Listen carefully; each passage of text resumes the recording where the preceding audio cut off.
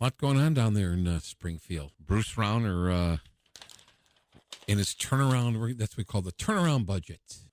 So we're going to chat about it now with Sheri Jesiel, who's the state rep, 61st District. I want to make sure that we're marked correctly from Gurnee, west of Waukegan, out to Antioch, north to the Wisconsin line. Sheri, is that correct? That is correct. Thank you. All right. Well, I don't want to step over the wrong line. I want to make sure that when I'm out there and I get in trouble, not that, it would do me any good. If I'm in the right part of the woods, I'd say I had Sheri Jesiel on my show, and I'm sure they would proceed still to put me in cuffs. But that'd be all right. That would be all right. Yeah. If it's for the right reasons, go for it. Sure. Yeah. Hey, you're a CPA, correct? I am. All right. Yep. So you understand budgets probably better than anybody else. So what do you think of the shape that we're in currently? I think it's no secret that we're in a mess. When you have a budget shortfall like we have, there isn't anybody that can say that we're in good shape. So, yeah, I think we can all agree that it's pretty bad, and there's some significant changes that have to be made. So, okay, so generally we can go through some of the things, but so what do you think of the governor's plan? It's hard to say. Overall, I think it's a step in the right direction because, for one thing, it's being very honest about where we are. And when was the last time we've seen that in Illinois? So, it's being realistic. There aren't budget gimmicks or tricks that, at least at the level that we're seeing it right now. And so I think it's a good place to start. We know that it's not going to end up like this, and so you have to begin somewhere. But some of the priorities are good. There's several things that we don't like, but you got to begin somewhere. So I give him credit for that. Well, he obviously, like you said, I was about to say what you just said, that he stated the obvious. I mean, spending on, you spend on what you're bringing in. I mean, so, and where do you start? I mean, what are some of the things you like, and what are some of the things you don't like? It's hard to say because a lot of this, again, it's a starting point. So we've already heard from constituents that are concerned about this program and that program. And what I've been saying to them is just hang on because, there's a lot of negotiation that has to happen here. It may look really different. And so I'm a little bit reserved about the things that I support and the things that I don't. I think it's a good thing that one thing that we can all agree on is that there's increased funding for education, and we sorely need that in the state. So that one I think we can all agree on. The mechanics of it, we'll have to see how that looks, but at the very least, that's a big budget priority, and I appreciate that attack or that approach rather. So good place to start with that. Well, what I was about to say to you is that it sounds to me like, because now he's here, like you say, it starts at a certain spot, and you have to start somewhere. You're right. Yeah. It's like, I don't know, I'm trying to think of an analogy, like building a house, okay? And you have these plans, you're going to build this house, but along the way, you're going to probably take out a few outlets, add a few outlets, do some things, add something, whatever. As you build this thing out, it's not always the way you see it in the beginning. Because, you have a lot of people involved. I mean, will it meet, like for instance, will it meet the kind of bipartisanship that it needs to see it through? I mean, there's a lot of things that are going to be critical to this. Exactly. And, if you think of it this way, too, he's only been in office for a couple of months. And there's a lot of a pretty big learning curve, and there's a lot of things to take into consideration.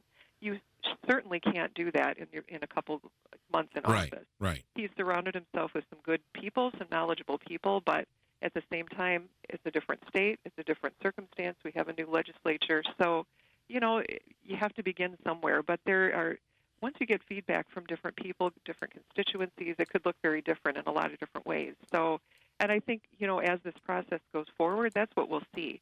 We'll see people coming forward. We'll see some give and take. I'm sure the governor's office and his staff will realize that there's some things that they didn't think about or, a different perspective that will help in the negotiation process. So hopefully that'll be part of the deal.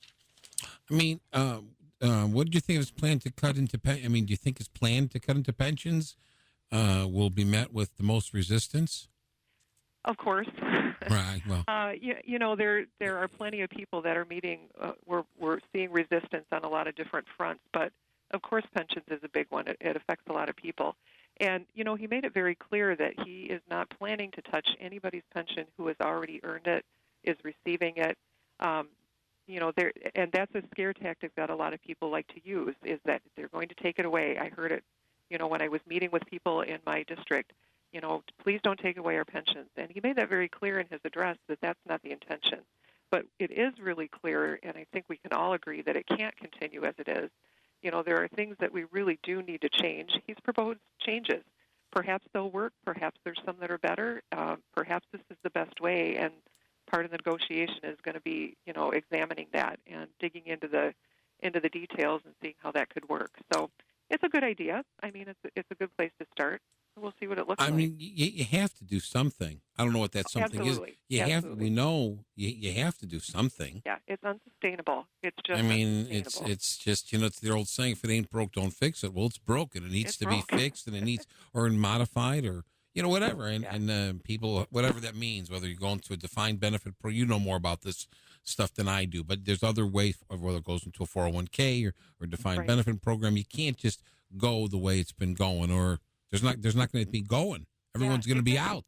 And you know what? The private sector has figured this out a long time ago. And I've administered retirement plans for quite a number of years, both defined benefit and defined contribution. The private sector figured out it's not sustainable. These promises that you make for the lifetime of a person and then a survivor in addition to that, that's very expensive. But if you can give people the opportunity to save for themselves, they have control over their money. No politicians can take it away. Then they have something that they can work with and they can plan with for the rest of their retirement. So, there's different ways to look at it.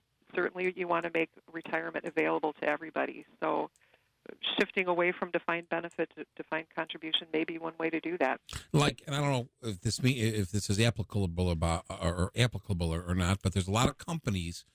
I don't know if you're call the company the state, whereby people contribute to their 401k, and the company matches it a certain amount, whether it be 25%, 50%, 75%. So they're encouraging you. When you put in $1, you got $1.75. Yeah. I mean, what I'm saying is there's ways, and the state could figure that out. Like, okay, we know that if Millie makes $40,000 a year, and she decides to put in, I'm just going to say 15% of her income, $6,000. I'm just saying we can do but it's really $8,000. I mean, there's a lot of things you can do with money. There's a lot of things you can be creative, and the employer that does this for this person also, to me, creates security, because they're it's not just sometimes the salary, and it's not, but you got to say health benefits or whatever it is you work for this company. And now, like I say, you're gonna contribute X, but it's really going to be 9. Tack on to that, if it's in a good fund, it's earning whatever 4, 5, 6, 7%, whatever it is. Now you're rolling. You know what I mean? It brings security to the business or to that school or that But people are more responsible. It's like being responsible for your own health care. When you don't care, you go in and it's a $20 copay. When there's no copay, you're not running into Costco so fast to pick up the drugs. I don't need Theraflu so bad for $150. I'll drink more water and Gatorade, and it'll take me an extra couple days to knock it out of my system. Yeah, exactly. You hit on a good point. It's personal choice and personal responsibility. Right, self-reliance. And when you bring that into the equation, it looks very different. It can look very different because there's somebody that's got skin in the game. Right. See. This is just how it is. I don't care if you're Republican or Democrat. I don't care what you are. When you have to be responsible, it's a whole different set of circumstances. It's just the way it rocks. Yeah. And, our job is to help people understand it so they can make good choices, too. That's part of the deal, whether you're an employer or whether you're a state employee, whatever it is, you need the tools to be able to do that, to take that responsibility. So, on that level, I think that would be very helpful. So we'll see if that gets included in the equation at all. Well, I hope so, because I think when you make people more responsible, they kind of know where it's at. They know, if they have tables They understand different funds, and again, not to be sophisticated, but you have your conservative.